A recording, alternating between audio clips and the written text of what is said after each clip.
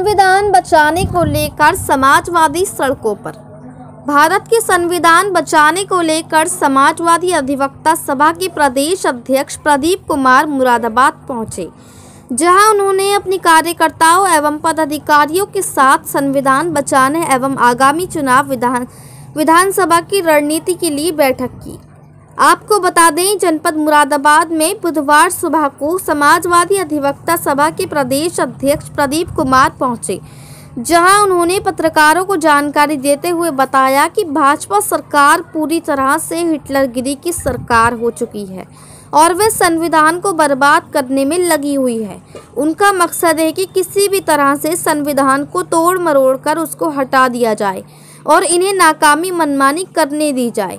इसी को लेकर समाजवादी पार्टी के पूर्व रक्षा मंत्री मुलायम सिंह यादव और समाजवादी पार्टी के राष्ट्रीय अध्यक्ष अखिलेश यादव के आह्वान पर पूरे उत्तर प्रदेश के 75 जिलों में संविधान बचाओ आंदोलन चलाया जा रहा है, जिसकी शुरुआत नेताजी के घर से शुरू हुई है। उन्होंने कहा कि हम हर जनपद में जाएंगे और अधिवक्ता सभा के कार्यकर्ता और अधिकारियों से मिलेंगे और संविधान को बचाकर रहेंगे। उन्होंने कहा कि भाजपा सरकार पूरी तरह से हिटलरशाही सरकार हो चुकी है और साथ ही प्रशासन वह काम कर रहा है जो कभी बीजेपी के लोग करते थे। उन्होंने कहा कि प्रशासन संघ का एक हिस्सा बन चुका है और वे पूरी तरह से संविधान खत्म करने में भाजपा सरकार का साथ दे रहा है।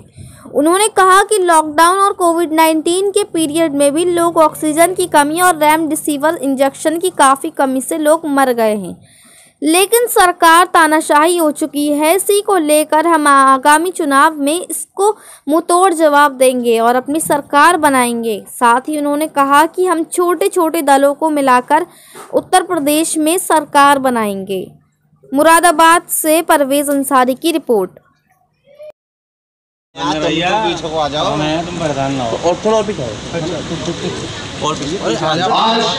जब हिंदुस्तान में तमाम संवैधानिक संस्थाएं अपना अस्तित्व खो रही, निजाम और हुकूमत को बदलने की कोई क़यादत हुई है।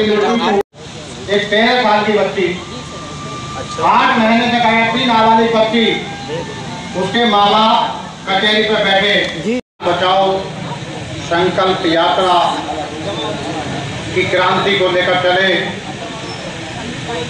जो पूरे प्रदेश में इस यात्रा को लेकर पार्टी संबंधित लोग हैं, सभी का मैं शुक्रगुजार हूँ, सभी का मैं सम्मान करता हूँ। और माननीय प्रदेश जी को थोड़ा बाहर जाना है, बिजों का दौरा है, अनुभव का दौरा है, इसलिए बहुत बहुत धन्यवाद संचालक महोदय आसिम भाई साहब। मैं सभी का यहाँ पर मैं जुल्फकार भाई से चाहता हूँ कि हमारे बीच में प्रदेश कोषाध्यक्ष जी हैदराबाद एडवोकेट बैंक का स्वागत करें।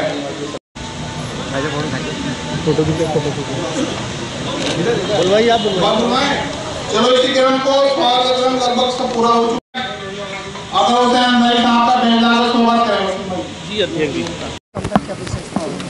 हम लोग इस समय जो वर्तमान सरकार है, वो सरकार इस समय अमन चैन ख़त्म कर चुकी है। उनका दमन चक्र चल रहा है और दमन चक्र के माध्यम से सबसे ज़्यादा निशाने पे उनके कोई तो संविधान है, क्योंकि चाहते हैं संविधान जिस दिन समाप्त हो जाएगा उस दिन सारी चीज़ें हमको मिल जाएंगी, जो जो उनकी इच्छा है वो पूरी हो जाएगी। तो संविधान को रौंदने के लिए, संविधान को ख़त्म करने के लिए डॉक्टर बाबा साहब भीमराव साहब के अम्बेडकर को मिटा करके वो मनुस्मृति का संविधान लाना चाहते हैं और फिर से मनवाद और फिर से दास प्रथा और शोषित समाज को जो है वो रखना चाहते हैं और राज करना चाहते हैं। इसलिए संविधान को बचाने के लिए, और इस उस दौर में गुजर रहा है संविधान कि जब उसकी समझ लीजिए अंतिम सांसें चल रही हैं, काफ़ी कुछ उसको आच्छादित किया जा चुका है, काफ़ी उसको नष्ट किया जा चुका है। इसलिए अब ये ज़रूरी हो गया कि संविधान नहीं रहेगा तो हम लोग नहीं रहेंगे, समाज नहीं रहेगा, एक अच्छा समाज नहीं रहेगा। वो बाबा साहब के संविधान के रहते ही संभव है। इसलिए संविधान को बचाने के लिए हम लोगों ने, अधिवक्ताओं ने और समाजवादी पार्टी ने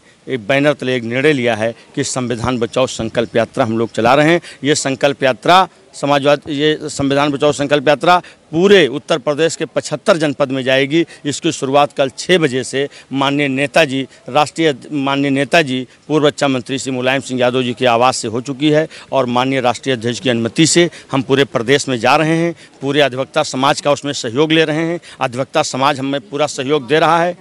जी बीजेपी के बारे में क्या आप कुछ कहने के लिए बचे नहीं है कि क्या क्या कहा जाए। वो इतना इस तरह से न महिलाएं सुरक्षित, महिलाओं लगातार बलात्कार के न रोज़गार मिल रहा है, न व्यवसाय मिल रहा है, लोगों को लाई चना चावल तक सीमित कर दिया गया है। बिल्कुल हिटलर की राजनीति चल रही है, हिटलर की कॉपी की जा रही है, चाहे वो मोदी हों चाहे योगी हों। ये दोनों लोग मतलब जो है वो केवल हिटलर की यही रणनीति थी कि पहले लोगों को भूखे तड़पाया जाए और जब भूख से लोग तड़पने लगें तो उनको कुछ भी दिया जाए रूखा सूखा, वो उसको अपने ऊपर परोपकार उपकार समझेंगे। बिल्कुल उसी रणनीति को अपना रही है भारतीय जनता पार्टी और उसी रणनीति के तहत लोगों को अभी तक कोरोना में तब और पूरा एनआरसी में परेशान किया, मारा पीटा, लोगों को कितना रेमडेसिविर जैसे इंजेक्शन, ऑक्सीजन नहीं मिला, क्या क्या दिक्कतें आई, किस तरह से लोगों को तब लोगों ने जाने खोई, लोगों ने जिसके घर में बच्चे, जिसके अंदर माँ बाप गए हैं, जिन्होंने परिवार के बेटे को खोया है, वही इस दर्द को समझ सकते हैं। और क्या क्या हालत हो गई उसके बाद भी, अब उसके बाद लाई चना चावल पे सिमट दिए हैं और लाई दे करके और लोगों को रिझाना चाहते हैं, उनका वोट लेना चाहते हैं। और समाजवादी पार्टी के लिए गठबंधन करेगी। वो राष्ट्रीय अध्यक्ष जी ने तो कई बार कहा है सब जगह कि उनका रणनीति है कि छोटे छोटे दलों से वो समझौता करने जा रहे हैं। और इस पे तो राष्ट्रीय अध्यक्ष जी ने कई बार मीडिया में आकर के कहा है कि वो छोटे दलों से, और राष्ट्रीय अध्यक्ष जी तो बहुत सहिष्णु व्यक्ति हैं, सबका सम्मान करते हैं। जो भी उनके साथ खुशी खुशी आना चाहेगा और उनका सहयोग करना चाहेगा, कि हमें नहीं लगता वो किसी को मना करेंगे और कहीं से भी कोई।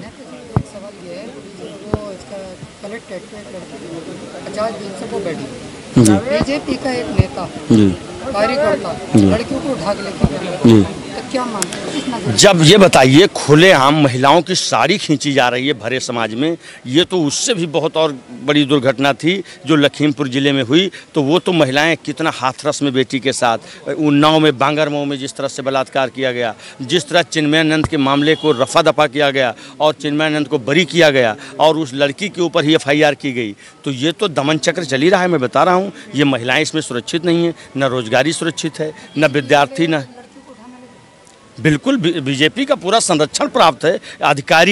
अधिकारी इस समय वो काम कर रहे हैं जो बीजेपी का कार्यकर्ता करता था। बिल्कुल जो अधिकारी हैं, जो पुलिस है, जो प्रशासन है, वो RSS और संघ के कार्यकर्ताओं का रूप ले चुका है। और प्रशासन उसमें तो प्रशासन अपने नंबर बढ़वा रहा है। प्रशासन लगातार सरकार से इनाम पाने के लिए, अच्छी अच्छी पोस्टिंग पाने के लिए, पैसा कमाने के लिए, पैसे वाली जगहों पर जाने के लिए वो सरकार की चापलूसी में लगा हुआ है और उस काम को खुद प्रशासन कर रहा है। अभी तक बीजेपी और RSS के गुंडे करते थे, वो काम अब प्रशासन के लोग कर रहे हैं और प्रशासन बिल्कुल एकदम कार्यकर्ता बन चुका है बीजेपी का और संघ का।